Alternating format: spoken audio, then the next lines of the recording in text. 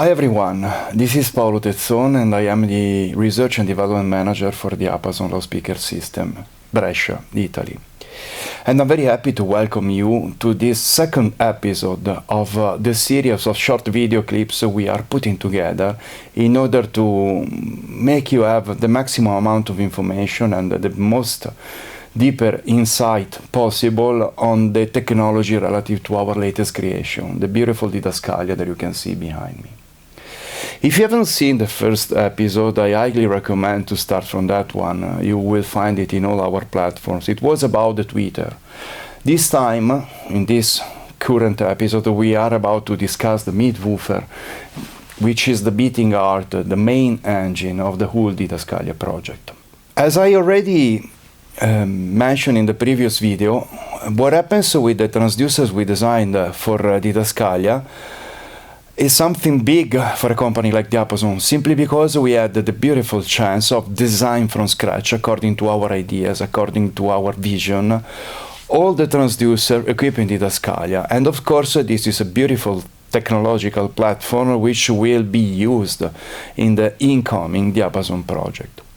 When it comes to the Didascalia Midwoofer, more specifically, that you can see in my hand, the main element I want to start introducing you to is the diaphragm. It always happens like that. Anytime we approach the design of the new transducer, main focus is on the diaphragm, simply because the diaphragm is the surface, is the point, is the place where the translation actually happens from a vibration into sound, from a movement into sound. And so it is exactly the surface where the translation happens.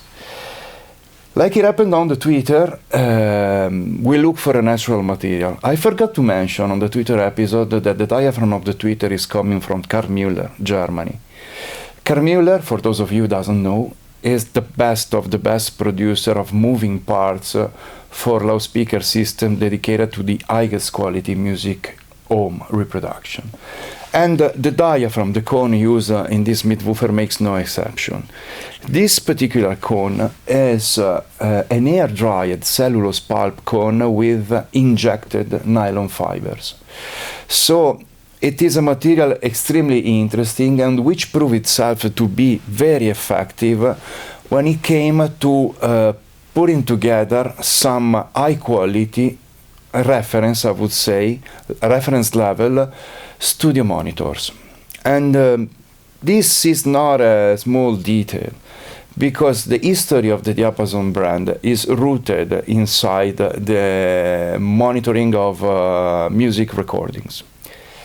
In fact, Alessandro, when he started the company, he was the recording technician of the Teatro Grande in Brescia, and he was his main job was to record everything that was played in the theater, and particularly he was the official recording technician for the Festival Pianistico Internazionale, which is a huge piano festival, classical piano festival happening in Brescia.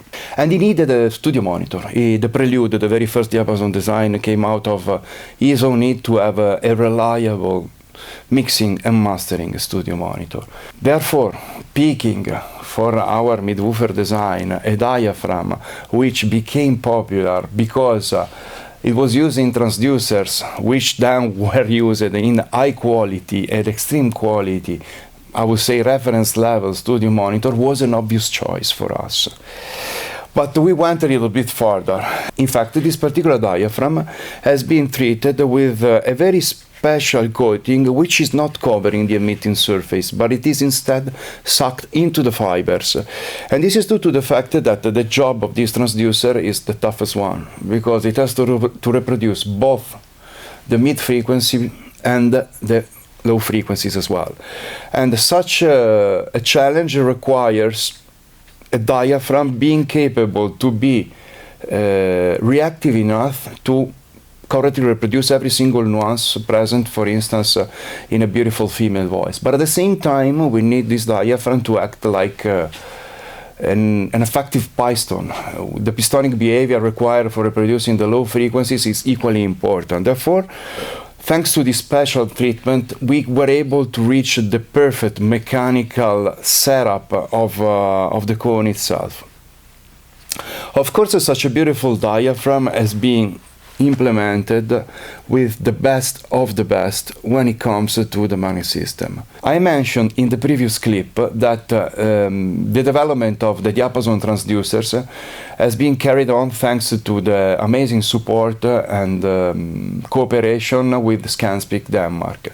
And if you are familiar with the catalog of Scanspeak, you know that their best of the best in terms of products offering when it comes to off-the-shelf speakers, the elliptical series is equipped with such kind of geometry of magnet system, which is out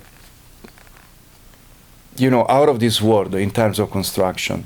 We have 6 cylinders of neodymium, which are providing an amazingly strong magnet field through the pole piece, while providing an amazing ventilation, avoiding any sort of compression.